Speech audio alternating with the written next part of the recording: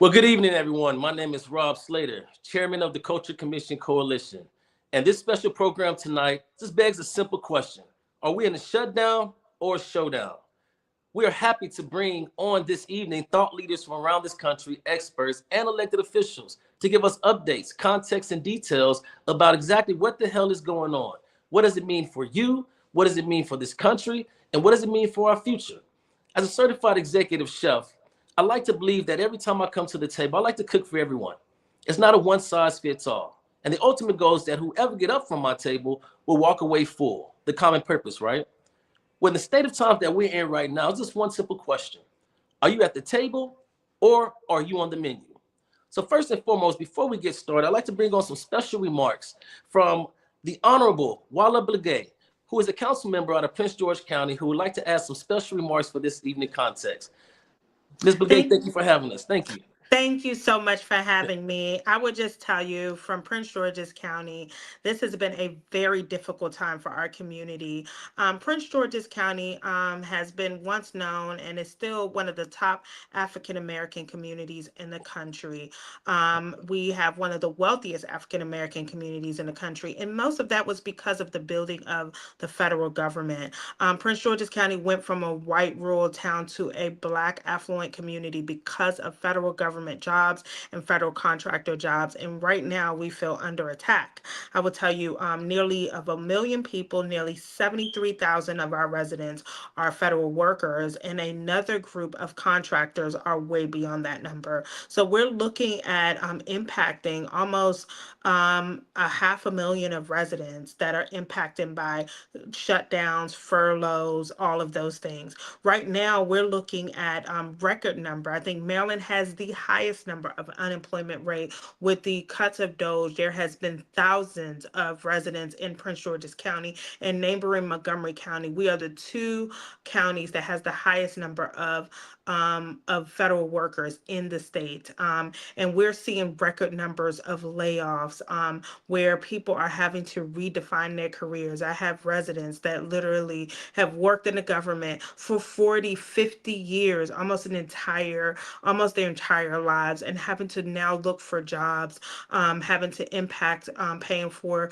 tuition for their kids. We are seeing food insecurity at the highest level that we've ever seen.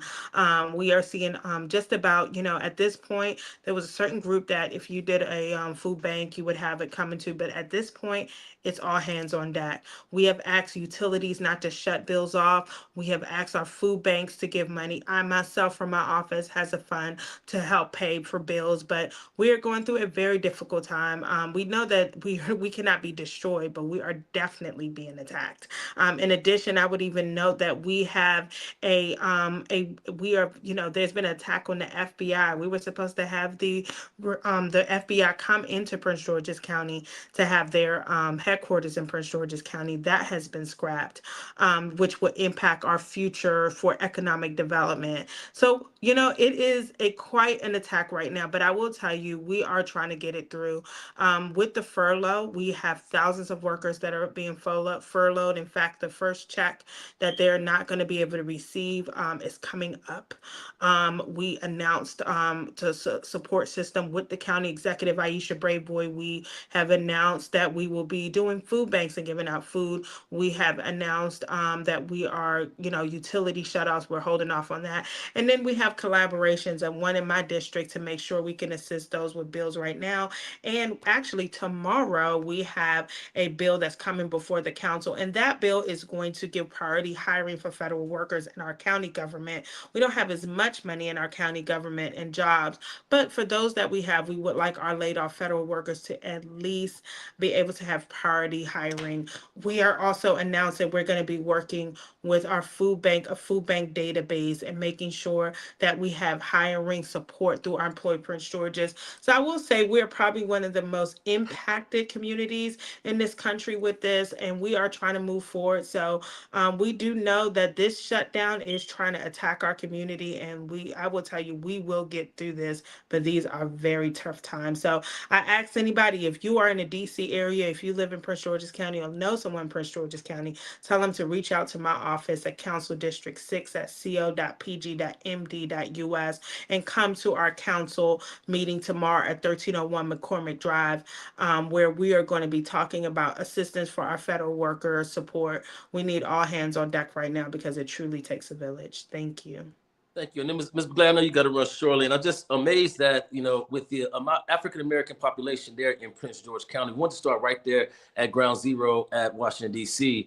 I think the federal layoffs before was around 12% of Black women, who also only make up 3% of this country, and that's roughly around 300,000 something jobs. So I can only imagine that the extended effects of this shutdown after those layoffs, and now we have this administration furthering future intentional layoffs just to kind of prove a point. And so it's unfortunate that the minority communities are suffering the brunt of those political gains. But you guys right there at ground zero, our prayers are to you guys.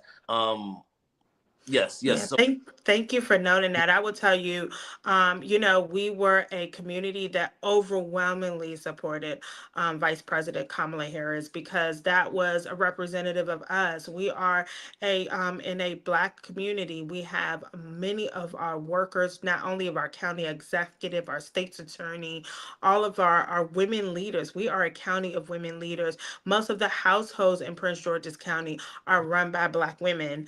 And most of our professionals who are highly recognized are Black women. So we are a community of where Black women are celebrated. And of course, they were overwhelmingly supportive of Vice President Kamala Harris. And we do feel that this is the punishment for that that is laid on our community. Most of the work people who have been laid off, when we've had forums, I had a federal resource forum a couple months ago, most of the people that walked in were women.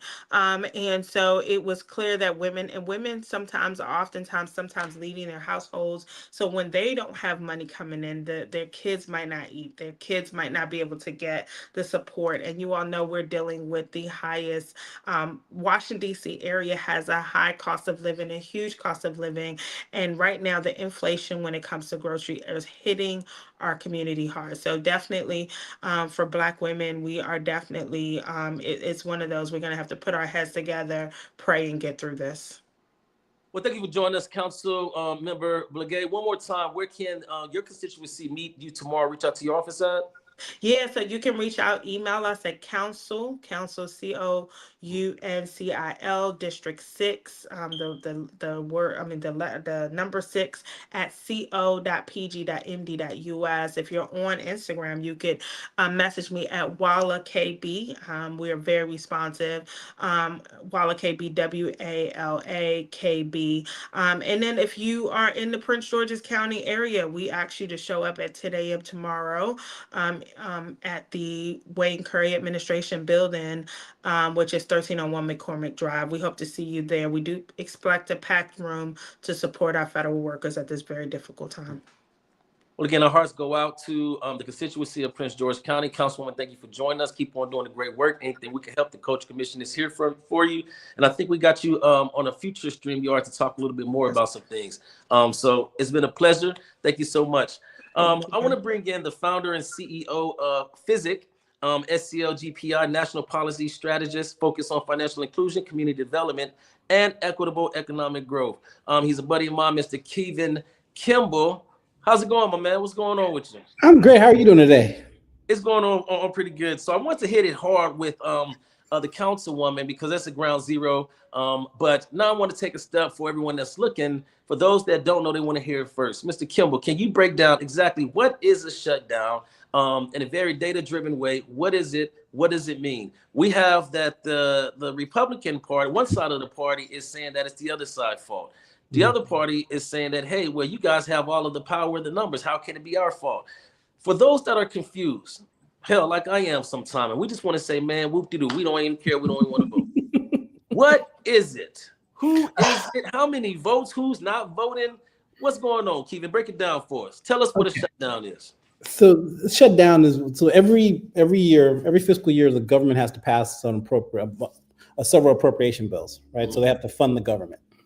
And normally, this is, over the years, this process has become more and more complicated, more and more contentious. It used to be fairly routine that they would just pass there would be there's a committee in Congress called the Appropriations Committee. So under the Constitution, all spending bills have to be generated within the House of Representatives, right? And so the House generates the bills and sends to the Senate to pass, and then the Senate, then it both goes to the president to sign. So first, the House must pass a spending bill. The Appropriations Committee is broken into 13 subcommittees, I believe. It's I won't go through all of them, but there's armed services. There's one that deals with Treasury. There's one that deals with USDA, with ag. So there's several, like 13 appropriation bills get passed each year. Now, over the last 7 or 8 years, they have not been able to pass each one individually, and they've had to do what they call an omnibus or continuing resolution. Continuing resolution means that the House passes a bill continuing the funding from the previous year's numbers into the next year, right? That has also become more. It used to be fairly routine to do temporary extensions until the Congress could work out a deal. Last year, they barely worked out a deal. As you remember, they had the debt ceiling and an appropriations bill or funding bill put together, and we almost had a government shutdown at that point. It didn't. No. We got Congressman Jackson here, so Congressman, I'm going to finish my little intro, then let you roll in and lay over the expertise. But basically, where we are, Rob, is that you said who's at fault? Well, the fault is, I would say, it's the House. Since the House has to generate the appropriations bills, the House is at fault, right? The House passed a bill that could not pass the Senate, right? So if that in the Senate, every bill has to have 60 votes. So that's been the case for 200 years, right? I mean, it's been that way forever. You have to have 60 votes to pass a bill in the Senate. So they passed a bill knowing they only had 51 Republican votes, right? And so we have a shutdown. What they're basically saying is that the Democrats would have to vote for a bill they don't like in order to keep the government funded. And got you. And so that becomes that's just problematic, right? I mean, that means there's some Democrats to give up their belief system to pass this bill. So let me cut in just for context, and we'll pass it to Congressman Jackson. Thank you for joining us, Congressman. So to be clear, the Senate, Republican Senate at 52 votes are blaming the Democrats because they need 8 to meet or 9 to meet that threshold. But this is the same party who always says that election has consequences. So I believe that if election has consequences, then you would have the 61 votes and you would need it, right? So the fact that you need those 8 or 9 votes, there's some negotiating and some leadership that needs to be done. So Congressman Jackson, what say you kind of to that point and the battle that you and your colleagues are facing that we could tell the American people of what's really going on and what's the next steps? Well, what just happened, and thank you for having me on. Thank you for your words. Thank you, Brother Keevan, as well. They don't have the votes, and they passed all these other bills strictly on a partisan basis on their 218 majority. Let me digress one moment. In Texas, where Sheila Jackson Lee had served and where Congressman Sylvester Turner has served as well, Congressman Turner died, I believe, in about February. Governor Greg Abbott has not called for the election process in the city of Houston in that district. So he's intentionally kept one more Democratic-leaning member out of the vote count. So they're sandbagging even the votes because the Democrats are gaining on them. There was a 3-vote margin that stopped Leader Hakeem Jeffries from becoming the Speaker of the House. And the way that happened was in the state of North Carolina, when I first became a congressman last term in the 118th Congress, there was Kathy Manning, there was Jeff Jackson, and there was Nicholas Wiley, 3 Democrats. After redistricting, they took those 3 seats away on gerrymandering. We're winning at the polls and they're winning in the courts. They're stacking the courts. So when they say, let's get these 5 seats out of Texas, Black and brown people moved into Texas from 2010 to 2020 to the tune of almost 4 million people. Yet there was not one additional Democratic seat. So they've already started the gerrymandering process. And coming forward, looking at October 18th on this Louisiana versus Callis case that has to deal with voting rights. And the heart of that case is can you have majority minority districts? Are you trying to have maximum representation so that everyone can have full participation? Well, the Supreme Court took that case up after Congressman Cleo Fields won that seat again in the state of Louisiana. The same Louisiana that had 1896 Plessy versus Ferguson that turned back the hands of time. That same Supreme Court said in the spring, we're going to look at this case again. They didn't decide in June or July, and they have just taken it back up for this fall. On October 15th is going to be one of the most consequential cases in American history in the last 60 years. This will determine whether or not you can still have majority minority districts. And their argument is race was considered in creating this majority district. Well, hell, race was considered when there were all white districts. Race was considered when you didn't let Black folks vote. Race was considered when you segregated our schools and had apartheid. Race was considered when you did redlining. Don't get me started on when race was considered on stop and frisk and death penalties and everything else. So it's how do you make the society better? How do you heal it from its history of racial prejudice? And because they even entertained looking at that case, they signal to Texas, go steal the seats first. And then if we lose, it'll take them another 2-3 years to undo the cycle, and we can pass and push through all the votes that we want. So that's what I have to say about it. And we can't beat them on the fire versus fire. We have 20 majority, supermajority states. They have almost 30. Fire versus fire is going to leave us nothing but ashes. These districts, and it's interesting, starting in the year 2000, at the turn of the millennium, you used to go through census, then reapportionment, who gains seats, who loses seat based upon population, and then redistricting. Redistricting used to stay in place for 10 years. Since 2000, they've been redistricting every election cycle, and now it's hitting a feverish pitch. Yeah, no, that's a great point. It's just to reiterate, in Texas, to the tune of 4 million, Congressman and Mr. Keevan, that's 95%, ladies and gentlemen, of the growth from 2000 to 2020 were minorities in this state of Texas. But as the Congressman said, not one extra seat per se that's given to recognize that, and that's a huge problem. Mr. Keevan, well, and if I can add one more point to that, each seat represents roughly 750,000 voters. Yes. Okay, so we should have gained at least almost 6 seats. That number. Instead of losing seats. Wow. And so to the Louisiana case, Keevan, as far as the Congressional Black Caucus is concerned, which is what now we have 60 members, if I believe. What does that affect for minus the 3 that you're losing out of Texas? Well, anyway, go ahead. Yeah. Okay. So, and I'm just speaking because the CBC as well as the Hispanic Caucus, those are stewards of our community organization coalitions of representation. What does a case like the Louisiana case do to those blocks of network within the House of Representatives for us, or in the Congress period? John, you want to take that, Congressman? You take it. Well, so, based on the numbers, you can lose up to what, 20 members of the CBC. Correct. I don't know, maybe 10 or 12 Hispanic seats. Yes, sir. I will, not to get too philosophical about it, but if you go back to Congressman mentioned Plessy v. Ferguson, if you think about that post-Reconstruction period right before Jim Crow started, when they were doing all these different things to bring us back, you wonder, how did that happen?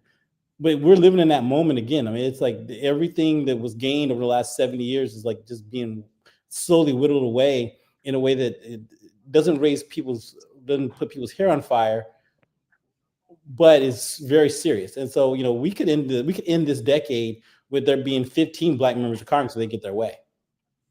Wow. And do you guys, and Representative Jackson, Congressman, do you think that the other side, the other party, actually want to negotiate? House Speaker Johnson just put out a statement, or made a statement not even an hour ago, stating that there's nothing to negotiate. Is that a step forward in good faith? If there's nothing to negotiate, so it's what's going on. Is this truly what they want? in the Republican Party? Yes, unfortunately, um, they're trying to make this a hostage-taking situation where they don't even want to negotiate, and it's so dishonest. I've done business my whole life in private sector. I've never seen a business this dishonest in my whole life. I mean, I thought it was bad before I got in here, but to actually see what's going on. For example, I'm in the office now, and we are doing casework. We're still fielding constituents' calls. People have concerns about the VA hospital. People still need their passports, Social Security. I know personally, the VA has told our office today they're not taking any more inquiries and really servicing anyone else. They've also told us that the State Department, they're not taking any more inquiries and servicing anyone else. That means people cannot get their essential services. That is criminal. That's really bad. And then to add insult to injury, they put on the government websites, which is illegal to do partisan political work, they put on there the government is shut down because of Democrats. Last week, before we got out of session, before they canceled the Congress, we should be all in DC sitting around a table and at least be in our offices. So if the speaker asks us to come vote tonight, we go across the street and vote. The speaker says, don't even come to town. Stay on vacation. We're not negotiating anything. Now what you're going to have is they doubled our security budget because there's so much anger. So people that need veteran services, people that need passports, they're like looking at us, and some of us are getting more confrontation than others. I mean, he is turning up the heat, but it's following his playbook. I went to the rotunda when he was sworn in, the president, on January 20th, and he was talking about whatever. It was just rambling. And then he left after the inauguration, he went over to the Capitol Visitor Center and started signing these executive orders. And the one executive order he signed to get the January 6th criminals, insurrectionists, some of them murderers that participate in the death of police officers, he signed for their release under full pardon. By the 21st, the next day, in the chamber, there's a section in the visitor section where members can seat their guests. There were Proud Boys and Oath Keepers in the chamber. Just 4 years ago, the same people are trying to kick in and do violence and were beating up officers. Now we're able to be escorted by some members. Some members escorted them into those seats. Officers were going down the hallway that protect us, were looking at their cell phones, getting emails and texts letting them know that the person that you were a witness against that assaulted you, that you identified, has now been released. That's something that the Bureau of Prison does. So he basically empowered a militia, told them, if you do violence in my name, I will protect you. So he's made this environment so caustic and so dangerous, and now telling people, and they're blasting us because he's now threatened and has scared the media outlets. He's gotten a settlement out of CBS, out of Meta, out of TikTok he sold to a friend.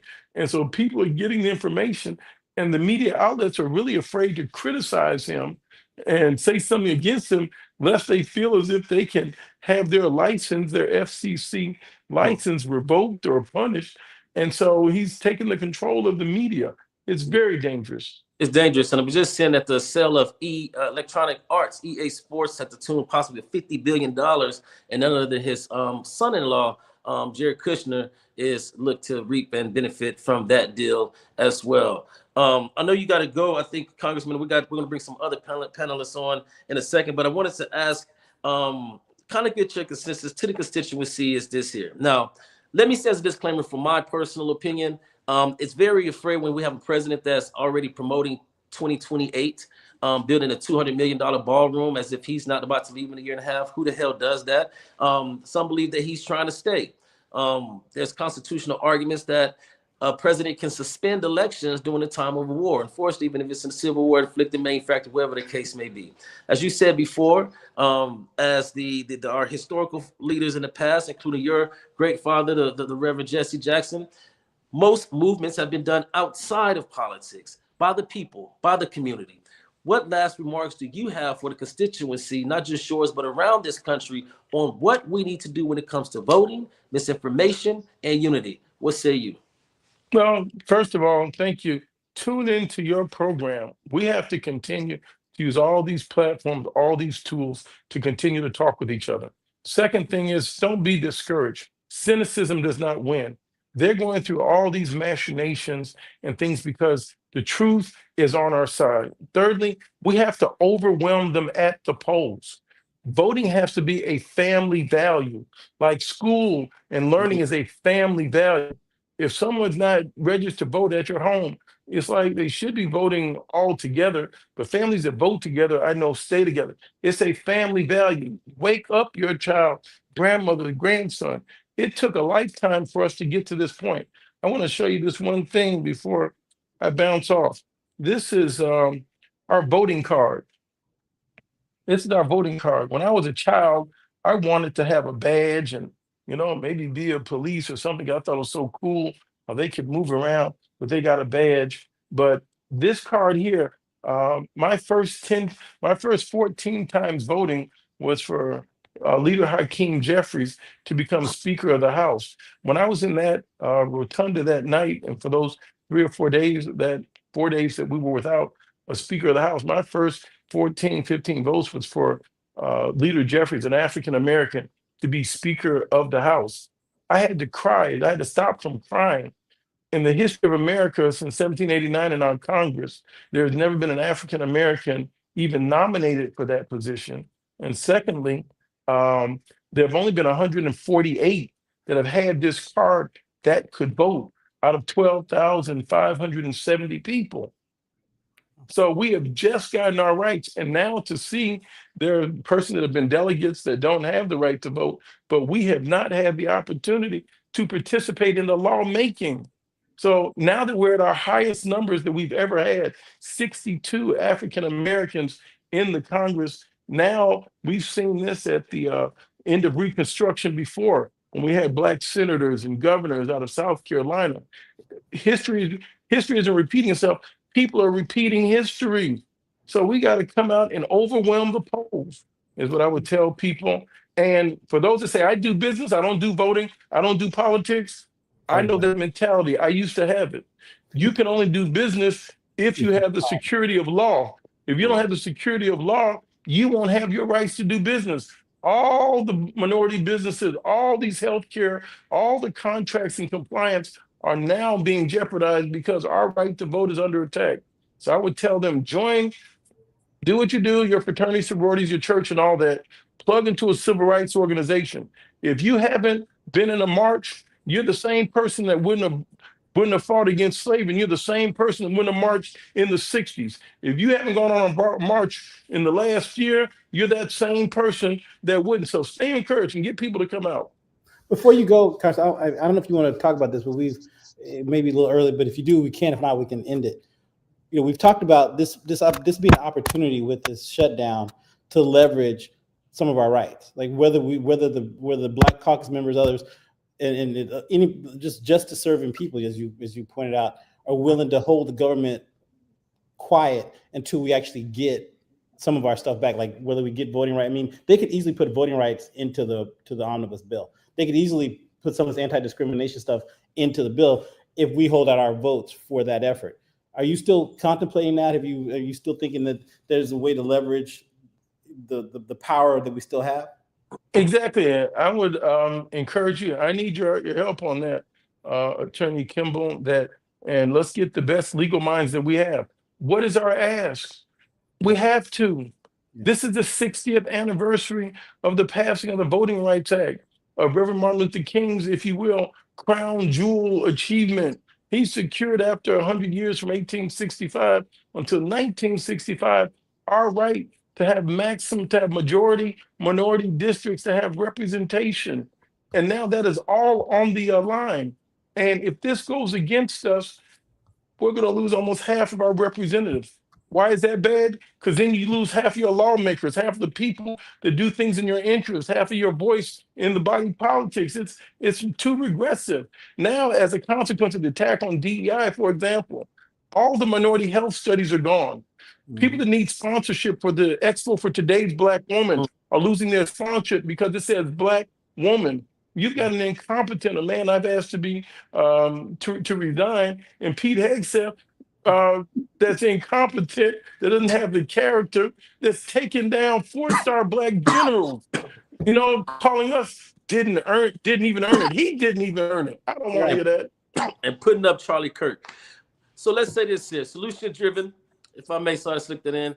So the community want to see solutions. And if I'm hearing right, Congressman and Attorney Kimble, tomorrow we're going to put out a letter to all city Congress Democrats to call on them to specific acts to join on this and bring civil rights and some of these things to the table and see who signs on. And so hopefully we got your commitment to help push that and then get that PSA out there. And I love those two things that you said earlier: a family that votes together stays together, and voting is family.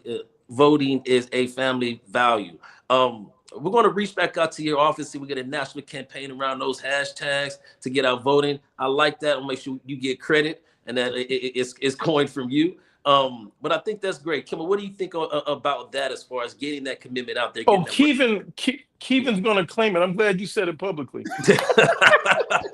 I made it up. Y'all both stole it from me, so I don't know what's I got it on record to give you credit. All right. Hold on. Is that Keevan? It looks like Keevan. I just don't. The guy is so small, I don't recognize him.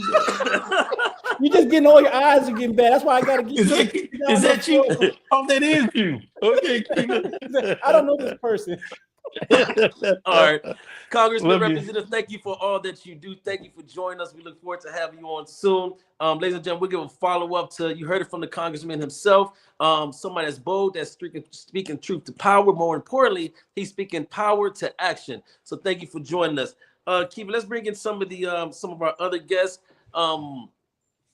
My transparency, my teleprompter broke here, which is aka my cell phone. Let's bring in Dr. Jeter. Who else do we have that's waiting in the room with some of our panelists? Bring them all in, Tracy. Gotcha. So we have Dr. Mr. Angry. And I'm sorry, guys, we'll call you up one-on-one. As you can see, my cell phone died while I have my teleprompter and bios on there. So I want to bring you guys in the back, and you guys heard everything that's going on. And we're grateful to have the Congressperson around. So let's go around the horn right quick, and because I wasn't able to give you guys a proper introduction, you can say your name and a little bit of what you do and some opening remarks to this context, if you will. I want to start with, I know Dr. Tamara Ferebee. You up first. Hi, I'm Dr. Ferebee. I am one of the executive directors of the National Association of Black Counselors, and I'm here to introduce our organization and what we do. We're basically a professional coalition of Black counselors. What we do is we do research, we do service, and we support Black mental health therapists to become better and to be able to serve the community more. We are particularly interested here in being able to serve and find solutions to mental health issues in our community. And obviously what is going on now is creating more of a mental health crisis than ever before in our community. So we're particularly concerned, and we would like to bridge the gaps between other services and the need for mental health, and make sure that that is interwoven into those services. Thank you for having it. And then I have great people around me that got my teleprompter backed up. So we also have Mr. Victory Angry from the Neabsco, District Supervisor in Prince George's County, author, veteran, entrepreneur, focused on leadership, service, and community engagement. We have Dr. Floyd Jeter from Jersey City Council at-large candidate and former Chief Diversity Officer, educator, civic leader, committed to equity, access, and community empowerment. We also have Miss, I think that's it. Am I missing someone? There we go, Mr. Brady. There go my man right there. They didn't even add you on there. Brady, how's it been? From Physic, DC. This is the man with the master plan, the right hand of Mr. Keevan. Kimble. So thank you guys for all joining us in today into this conversation. Yeah, I'm sitting here with my parents, and I have it on the TV, and I don't know if I'm exciting enough for them, but they're going to hear me speak. And I'll tell you what, we are so excited with all the things that are going on, and to listen to you and the congressperson. And of course, I love to hear Kevin talk about things. FSIC is a research, programming, and advocacy organization, and we're proud to be a part of this today. So thank you very much. Thank you so much. Thank you. So let's start off, Mr. Angry. Given what you heard today, Yes. given what you said, what you heard today, as far as focus on leadership and community engagement, how can the community do more? Especially in a time where I know down here in Houston, we believe and feel that our faith-based leadership, the pastors, the preachers, the ministers, so the people that's right at your doorstep, that's calling themselves leaders, need to fill in this gap and do a little bit more. We talk about community engagement all of the time. What does community engagement look like in a more synergized way versus everybody working silos? What would you like to see from your perspective? First of all, Rob, thank you for having me. This has been very fruitful thus far. And I just want to quote Congressman Jackson. I love when he said, history is not repeating itself. People are repeating history. And that's like a good and a bad for repeating history, especially from the position of politics and African Americans being in leadership positions, because we've been here before and many of us are here again.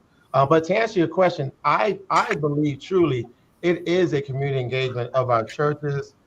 We have a lot going on right now with our nonprofits and really our food banks and energizing them, because it was Councilwoman Blegay's point, when it comes to food insecurities, we know as far as that iceberg goes of the issues that we're dealing with, I always ask that question, is this the entire iceberg? And we know it's not. So if we're at the tip of that iceberg, Lord knows what the rest of this looks like. But what we need to be gearing up for is how to respond to it. So I think a lot of that is going to involve our churches, our church community, our nonprofits, and really every volunteer organization that has done anything for people, especially after what we went through with COVID.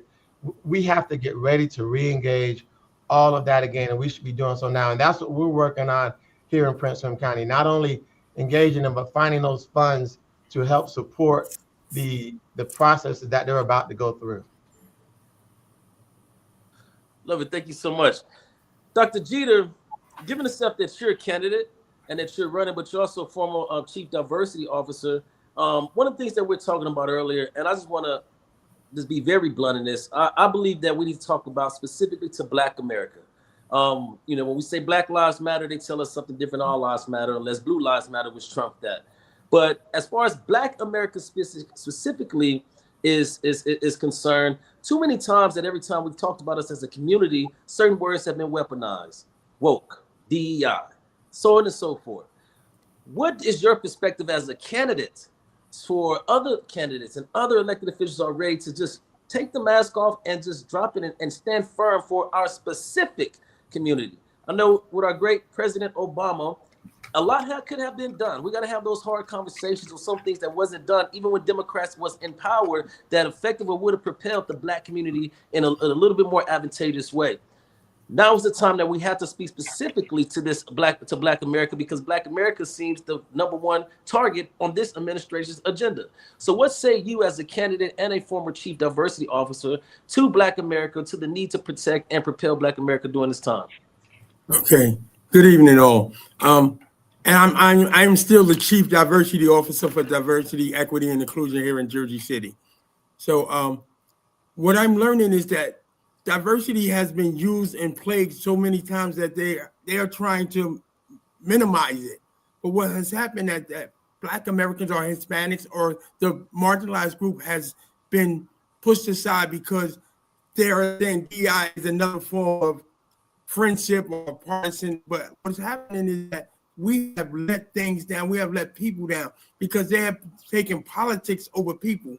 And we have gotten rid of the human part of people. So what we have to do is start galvanizing and making sure that what we do is talk to people as human and making sure that those marginalized communities or those groups are not dismantled, or that they do have a voice, they do have a word of encouragement, but they do have places where they can go. We need to make sure that there's ward leaders that are in each ward, making sure that everybody is having an opportunity to express themselves, but also being able to tell that story. No longer should we let someone tell our story. We should be able to have our own voice. And a lot of times our voice has been muted over several years and over seven things because DEI has been the word, like you said, woke and everything, and they're trying to dismantle or get rid of it because it's not cool or it's a cliche. But in reality, we've been fighting for a long time, and they just put a label on us. But no longer do we want labels. Label us as a human being and treat us as such.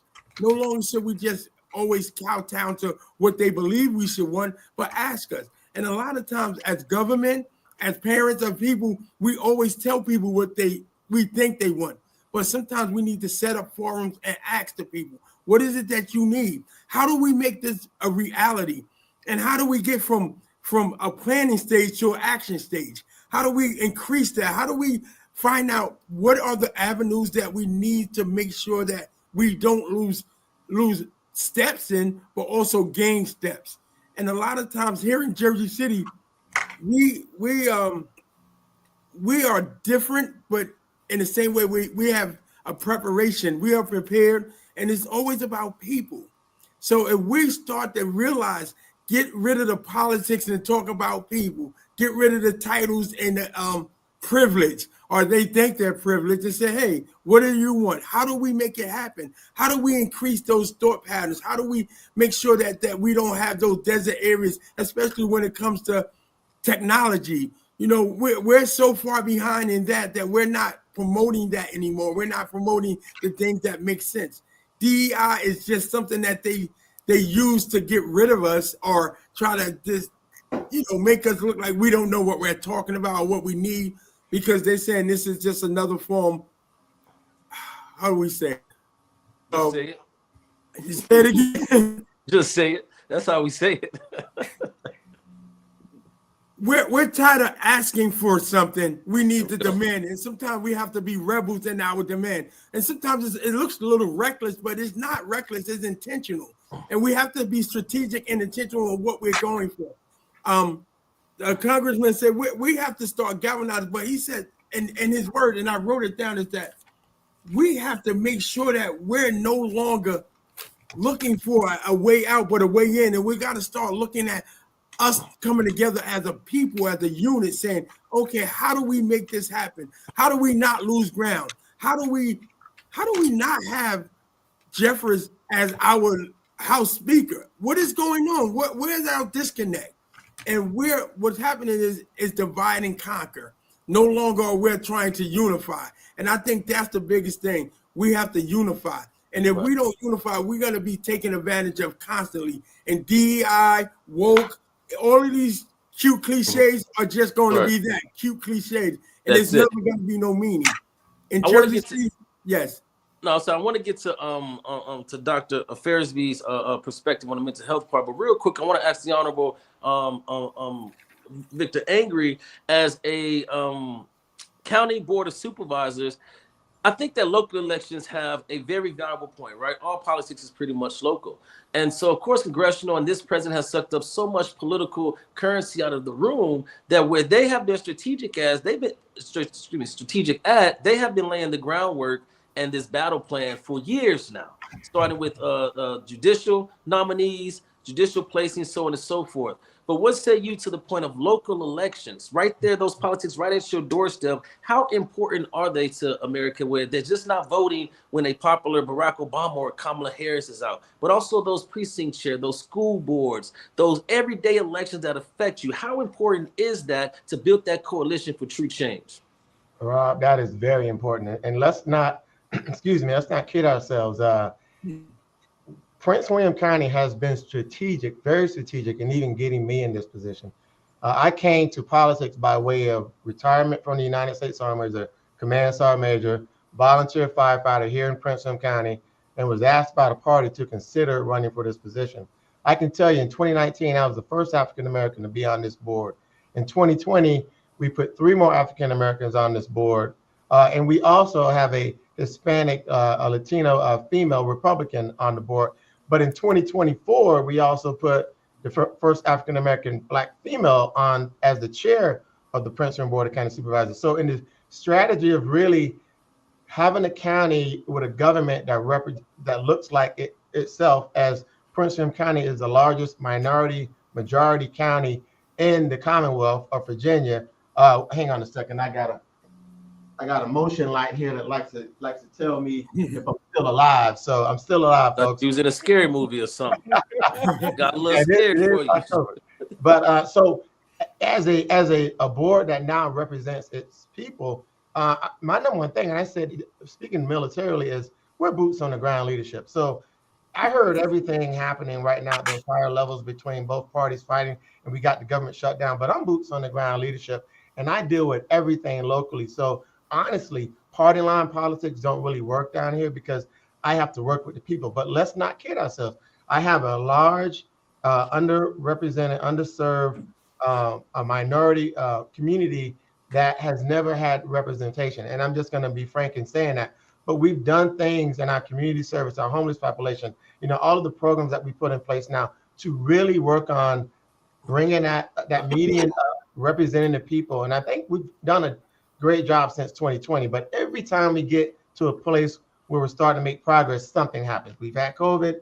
Now we've got this administration and the challenges with it. And so what we're waiting for is to see the effects downstream, the butterfly effect. So we know that the things happening in Maryland, the things happening in the city, we may be in a great place financially in Prince William County, but we know that with our federal layouts, with everything going on with our food insecurities, that we have to prepare for a storm. So we're looking at things from A, an affordable housing perspective, and B, what kind of revenue can we bring in this county that we can hold on to as a county pot of funds, because we know when that next governor is Abigail Spanberger coming in, she's going to have her hands full with 95 counties, 38 cities, and over 100 towns with trying to disperse money to help them in their situation because of the grant cuts and all the stuff that's going to come out of what the federal government is now doing. So we're trying to prepare for that storm and still, at the same time, take care of everyone. But we do know we have a population of people that's going to be heavily affected and hurt by what's currently going on. So hope that answers your question. Absolutely. I know we get caught in because we're so passionate about it, and it's great information, because one thing that we're seeing in Houston, we as and you guys as leaders, we're trying to figure out a way to get this information out a little bit more. With so much avenues and platforms, misinformation have taken effect, and really, man, you give Donald Trump a genius record when he said alternative facts. The man coined the term, and we're actually living in the reality of alternative facts, and it's the twilight zone. And so, Kevin and Braden, before we get to the real facts of data, because numbers don't lie, I want to talk to Dr. Ferebee for a second. Dr. Tamara, this has to be weighing heavily on Black and Brown America. You have divide and conquer strategies. Everything is a distraction. You beat up on brown people, you make them feel insecure of coming out of their homes, even they're legal citizen, they have loved ones, so on and so forth, or even the threat of being mistaken as an illegal. Being disenfranchised. Us as a culture, as Black people, have been through that. But now even on Black people, somebody passes away or get murdered or assassinated, our HBCUs get shut down. We can't get a job, we're not qualified. Our Black women are being told that they're stealing white women jobs, and so on and so forth. When you have that kind of degrading, beat up from the president, from a leader, from your country, a lot of veterans that fought for this country, veteran suicides at an all-time high, suicides period. How can you feel empowered to vote? How can you believe in not politics, but think that anything is meant and designed for you? Is this a strategy, a ploy, or how do we overcome that as Black and brown people? What say you? More stress, more anxiety, more depression, more depressive symptoms. That's what we're going to see. We know that. We need to prepare for that. But the main thing that I'm telling everyone is calm down. This isn't anything our community hasn't dealt with before. What did we do before we were granted all of our rights? What did we do when we were in Jim Crow and we were treated wrong? I talked to my mother who's 82. I talked to my aunt who's almost 90. They've been through these things before. They've seen these things and they survived them, and they survived them well. So yes, we are going to be introduced to traumas of old, and we've got to figure out how we're going to use what we know from the elders and what they've learned and how they survived it, and how we are going to incorporate the old ways with the new ways to survive mentally. I think what I've been hearing is what I want to hear is that we need to unify. We need some cohesiveness. We need to galvanize. We need to figure out ways to build our own safety nets. I think what has happened is nothing new is going on. I think what we have, though, is a lack of cohesiveness, because I think we had a false sense of safety, which we should have never felt safe. We've never been safe, but all of a sudden we felt safe. Wow, we've got a Black president. We still weren't safe. And then I think that lulled us into a kind of disengaged complacency. And I think a lot of people are waking from a sleep right now. I think they've been in the slumber. So like you said, you've got those people, well, I don't, that has nothing to do with me. I just do business, or, this has nothing to do with me, not realizing that all of these things fit together. And if you don't vote, then you don't have a job, and then you can't feed your family, and then you're at the food bank. You see what I'm saying? All these things have a domino effect.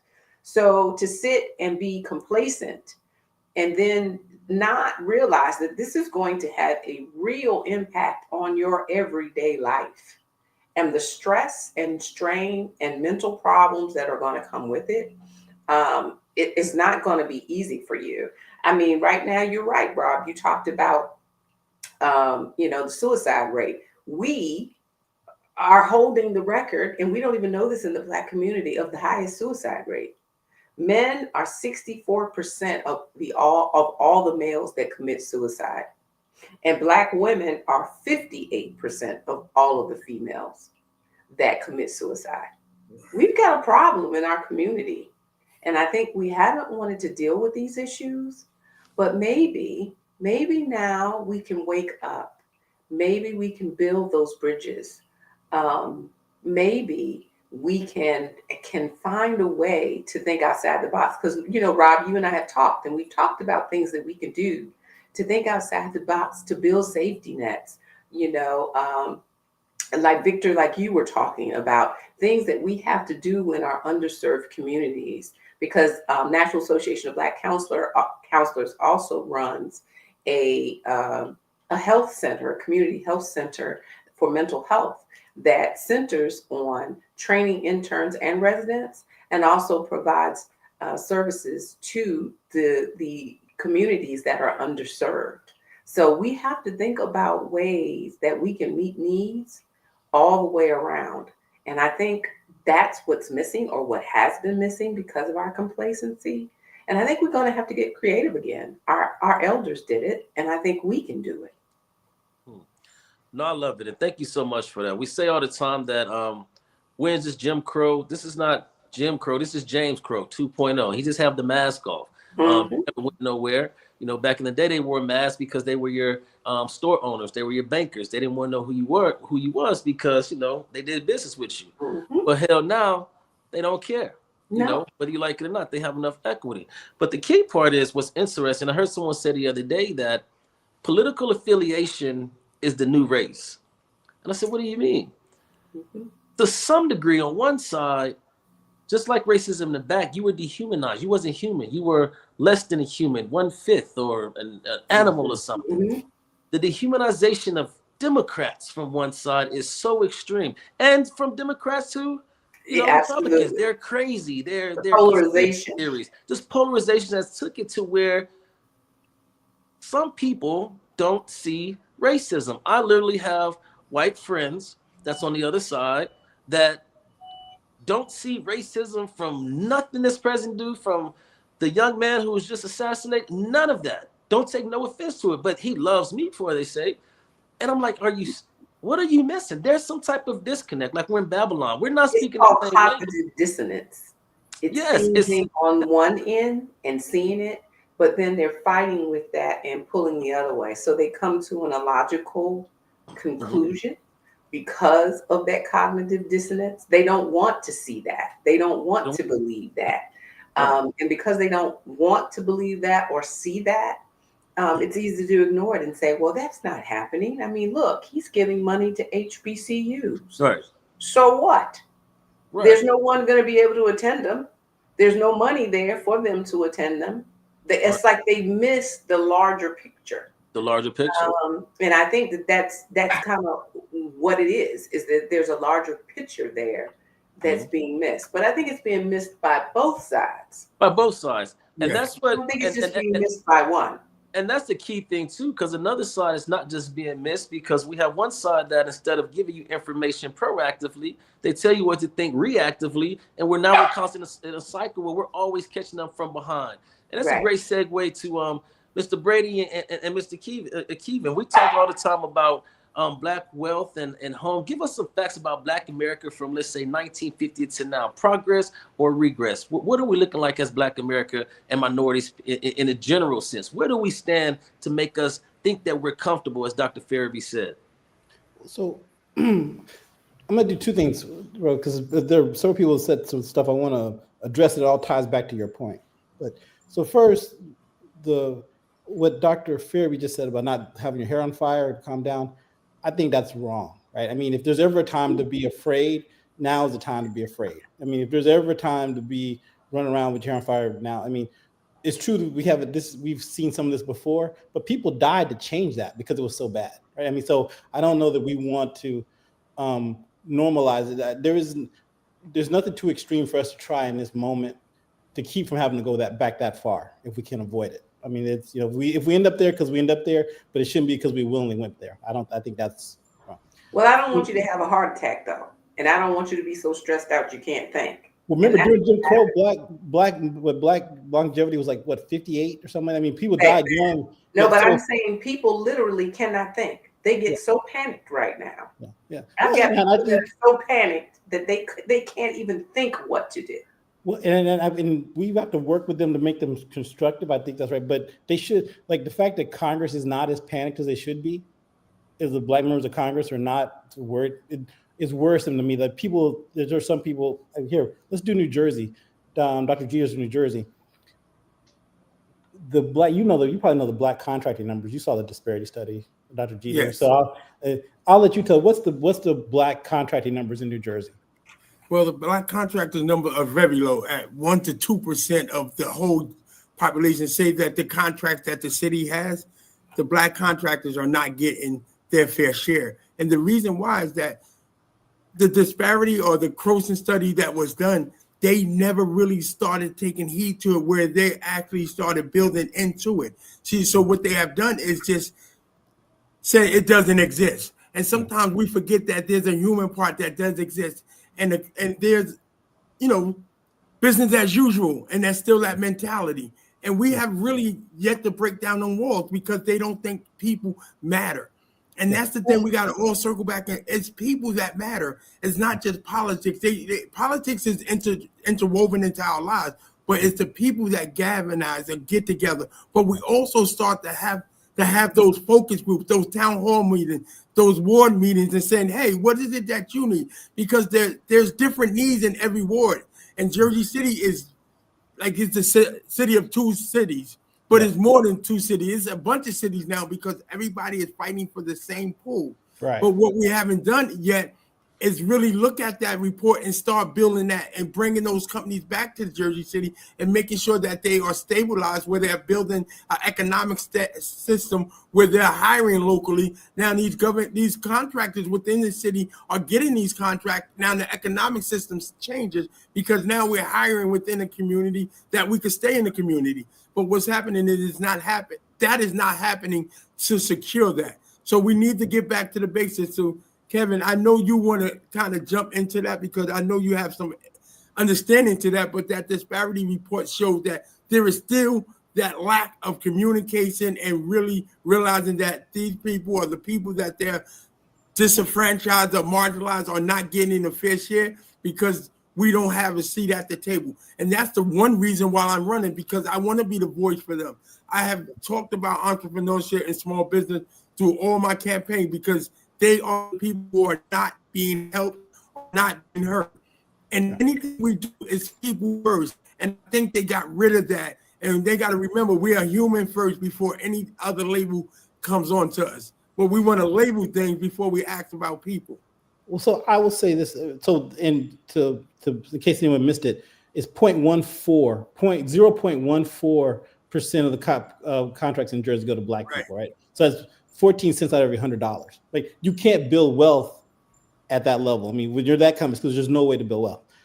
But for the elected officials, what the congressman talked about with the voting rights, it's true, it affects Congress. Most of this is about Congress right now. But what happens is, if they win this battle, then, like during Jim Crow, when there were no Blacks elected at the state and county level, that will also come back into play. So, like, we've got PG, the county in Virginia, where you guys have, the majority on the county commission. Well, starting in 2020, well, if they win this lawsuit with the majority Black districts, then that goes away too, because then you go back to single member districts or what do they call them when they're at-large districts. So there's a whole lot at stake in this whole process that will, like, Jim Crow didn't just affect the members of Congress, it affected the governors, the mayors, it just went all the way down the line. So there's a big problem, there's a reason why we're pushing so hard to make sure that it's better the government stay shut down than it come back and disenfranchise us, right? I mean, there's a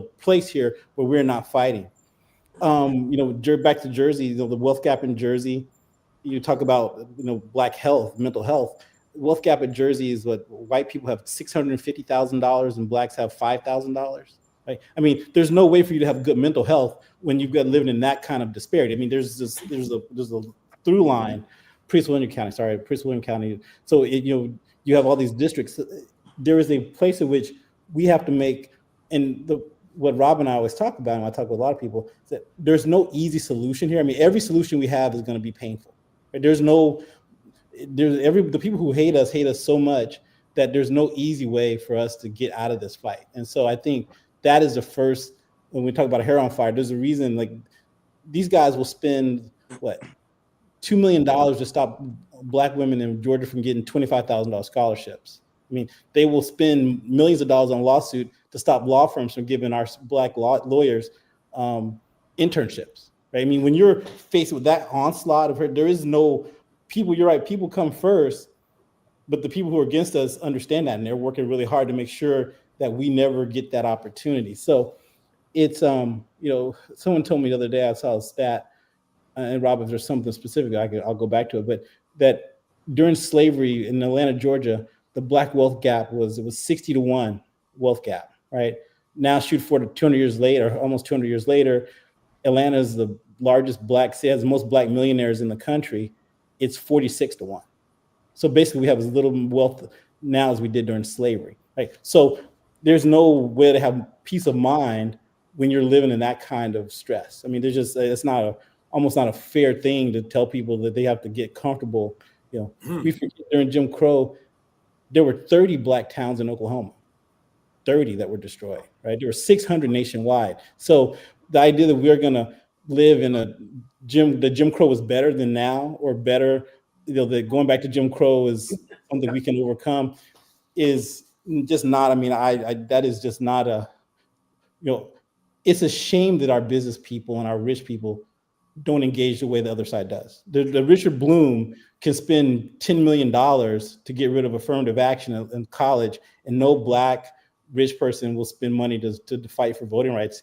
It's shameful. It's not something we should easily dismiss.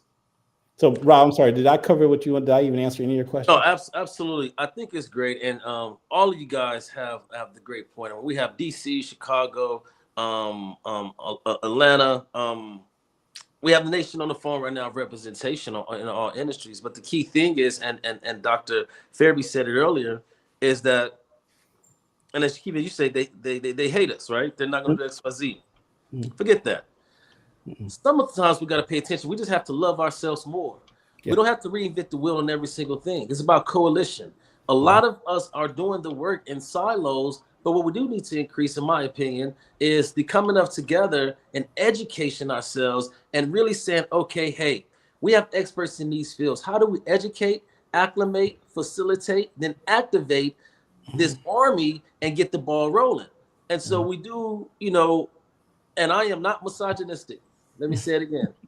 But I am calling for more men to stand the hell up and let our women, our Jasmine Crockett's of the world, our women out here fighting, man. And our men have taken on the role, become Twitter fingers and having an opinion and been angry. And listen, man, we need to stand the hell up in all forms and fashions, are faith-based. We do have our 501c3s and organizations, and nobody want to leave there, lose their credit. Turning Point. On the other side, damn it, to hell with that. The cause and the issues was paramount to execute what was going on than individualism. They adopted to the collective aspect. Well, on the other side, we protect and harvest what little acorns that we have, 501c, our fraternity, our sorority, whatever the case, we're inclusive and become elite. And then by the time we're in the battle, there's no one left to mobilize because we're stuck behind. And so it's not too late, but we do have to go with vigor and really act and be solution driven. So Kevin, like you and I called, we talked about it before, and I'm glad we got the Congressman to say on it. I personally believe, and we're calling for the Congressional Black Caucus and the Hispanic Caucus to come together. And let me be clear, I am not promoting the shutdown, but I am promoting a showdown of the shutdown until we put real issues on the table. They want to gut health care and Obamacare. That is great. Democrats, when we was in power, you should have codified a little bit stronger. There's new issues that's important that's on the table right now. Civil rights, mental health. Black America and minorities are under attack at a disproportionate rate. And so why would we support a government that's hell-bent on destroying us? So I think that these representatives to stand up and stand strong and say it once and for all, Black America, Black Lives Matter, do matter. Black America matter. How about that? Black America matters. Hispanic America matters. But they got us so divided to where we're fighting each other. Down here in Houston, in the congressional races, we have Democrats. Hispanics are mobilizing to go against the blacks and so on and so forth because of these redistricting. It's working. They got the Hispanics thinking because you have the majority, no, regardless of what you vote for, is it because your percentage is a little bit more that you're supposed to be representative? We're falling into it. It's working. And so we have to come together. And it's not just black and brown. It's good white folk. It's good white folk, man. It's Americans. And so what we do down here is to say this is not about Democrats and Republicans. It's about democracy versus a dictatorship. And that's something that any and everybody could get behind. Yeah. And so that's it on mine. I want to go around the room. Any last remarks and comments and concerns? We're going to do this again next week, Kevin. And I invite everybody else back on because Congressman Jackson is a friend, but he can't escape this smoke either. So what he said today, we're going to follow up to make sure that he delivered on next week. Nobody's going to escape. Everybody going to get this smoke. You said it, man. You got to come back, Congressman. We're going to hold you to it, right? And so, Kevin, I'll leave you around. We're going to go around the horn for some closing remarks, and then we'll end on that. Thank you, guys. Yeah. No, guys, please start with Dr. Ferebee and just work to Angry and Jeter, and then that's it. I don't have any. I mean, I could go on. I could talk all day. Rob, we could spend hours on the phone. So I'll save it for next week. Absolutely. So I'll say this. I want people not to panic. I want you to plan. We are an ingenious and creative people. We are. And no matter what has been done to us, we've done well despite that. No, I don't want to go back. I'm like you. No, I don't want to go back. Mm-hmm. But I can tell you when I talk to a 90-year-old woman and an 82-year-old woman that we got the strength to do it. Now, and we can fight them. And whether they are, what they're doing is effective because we don't have a plan to come back against them. But I believe that we can get one. We've been able to do it before. And I believe that we can also work and save our own people because they're not going to do it for us. So we've got to work together. But I think we can do it. I have faith that we can do it. And I have faith that it's going to work. We've got a lot of problems, but we also have a lot of opportunities for growth galvanization, and unity. Awesome. Dr. Jeter? Yes. I believe that preparedness isn't about politics. It's about just a moral responsibility. Washington may slow down or stop, but Jersey City won't. But what happens is that we just can't fight without being prepared. And then sometimes we have to build contingency plans. Even when the government is going according to plan, we still need to make sure that we build a reserve. And we can't wait and feel like we're caught off guard because to Dr. Tamara earlier, we can't run around with our hair on fire like this is not going to happen. We just have to be prepared. And preparation always happens when we can't get into that silo mentality. We got to galvanize. We got to come together. We got to have these meetings in every ward, and the same conversation has to be held. We cannot be divided. United, we have to stand. And in Jersey City, we will stand together. And it's just not a black or white. It's a human thing. And if human beings come together as one, and we can fight it, and we'll be ready and be prepared, let's do this. I think Jersey City is ready, but like Kevin said, we're on the cusp of a lot of good things, but there's still people in the powers that be in control. Until we get rid of the gatekeepers, we'll never have a fair shot. Mr. Angry. Thank you, sir. Hey, first of all, let me just say thank you all, Rob, and the Culture Network for inviting me on this show. So I brought some viewers from Virginia, from North Carolina, from Florida, and I can tell you that we're going to be tuning in. So this has been very educational for me in learning other things outside of my control of what, I've been, assigned by God to do here in Prince William County, but I get to hear a broader spectrum and scale of everything happening everywhere else. And I'll just simply say this. I think it was said well, and I think every speaker and all of you have said it. The issue becomes the extremes of both worlds. And again, for me at local politics level, I have my extreme Republicans, I have my extreme Democrat, and what that is doing is ripping America apart. And the majority of us live here in the middle where we're really trying to make this work. But we do know that we have some fundamental issues with historically our race relations between, and I'll just call it what it has always been, black and white. Now that has grown into many other races, ethnicities, cultures that now have entered this fight in America for even just equality and justice. And I don't think we saw the basics of that when it comes to black America and really white America. And I think that as long as we don't get to that, we're always going to be dealing with that one golden carrot or golden nugget that is the fundamental problem here in America. So we're going to keep doing exactly what everyone said here, fighting this good fight to make sure we can find out equality for all.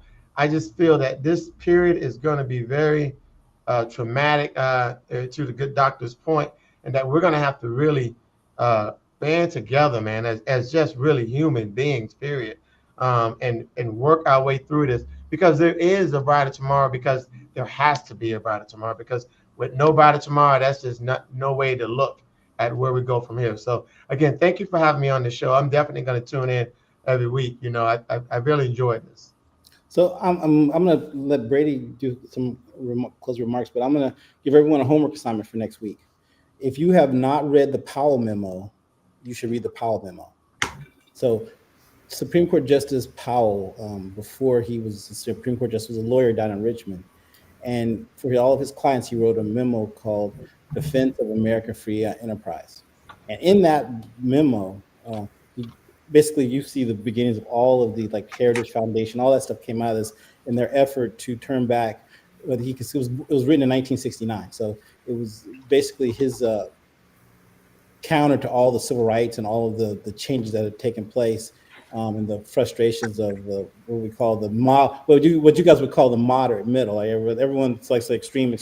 At one point, Dr. King was the extreme, right? I mean, so we have to always put in perspective what we mean by extremes. But I encourage everyone to read that. And then there's a video about the Southern strategy that you should look at on YouTube called the Southern Strategy. Those two things will give you a lot of perspective on sort of the situation we're in. And so, Brady, go ahead. I'll let you close in, then we'll turn back to Rob. Sure. Quick question though: was it the Powell project or the Powell memo? I thought it was Powell memo. The Powell Memo? memo. Okay. Powell memo. Yep. All right. Yeah, it'll boil your blood a little bit because it's all come true. And Everything you wrote. so, and I think Kevin mentioned it, the conservatives and the people against our communities have been working at this for 50 years, and they started at the very local level. So Kevin and I have run into wall after wall after wall, whether it's in the communities, advocacy work, or whether it's on the Hill, Capitol Hill. And the only way that we can keep going is it's a lifetime fight. That this is something, if we have a setback, I don't care. This is my life.